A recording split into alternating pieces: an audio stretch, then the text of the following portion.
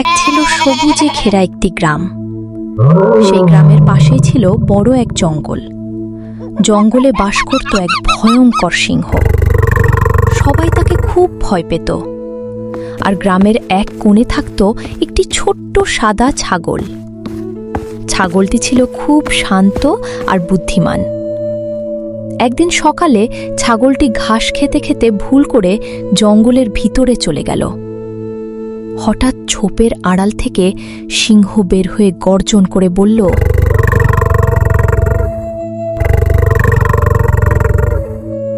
কে রে তুই? আমার জঙ্গলে ঢুকেছিস কেন? মহারাজ, আমি ভুল করে এখানে চলে এসেছি, আমাকে ক্ষমা করুন। ক্ষমা আমি করি না।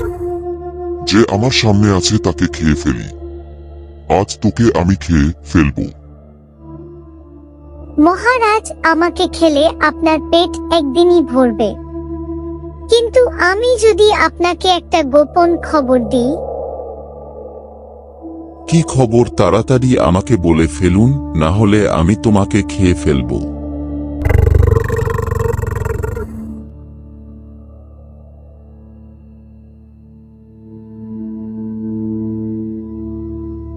এই জঙ্গলে আরেকটা সিংহ এসেছে। সে বলছে সেই নাকি জঙ্গলের আসল রাজা। কি? আমার জঙ্গলে আরেক সিংহ? তাকে এখনই দেখাও। চতুর ছাগল সিংহকে নিয়ে জঙ্গলের ভিতরে একটি পুরনো নদীর কাছে গেল। তারপর বলল, মহারাজ, ওই যে দেখতে পাচ্ছেন নদীর ভিতরে সে লুকিয়ে আছে। সিংহ নদীর জলের দিকে তাকাতেই নিজের ছায়া দেখতে পেল। সে ভাবল সত্যি আরেকটি সিংহ আছে। তখন সে জোরে গর্জন করল। তারপর সে নদীর জলের দিকে অনেকক্ষণ ধরে তাকিয়ে রইল।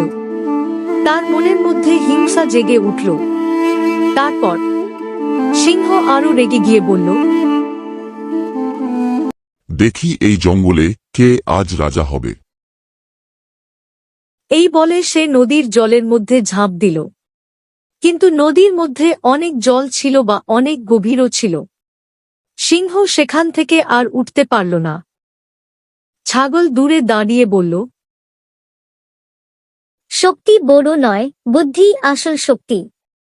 তুমি নিজেকে অনেক শক্তিশালী ভাবতে, ওই কারণেই বলে বুদ্ধি না থাকলে শক্তি কোনোদিনও ব্যবহার করবেন না। তারপর ছাগল আনন্দে গ্রামের দিকে ফিরে গেল। গ্রামের সবাই তার সাহস আর প্রশংসা করল। সেদিন থেকে গ্রামের মানুষ বুঝল, বিপদের সময় ভয় না পেয়ে বুদ্ধি দিয়ে কাজ করলে বড় সমস্যাও জয় করা যায়।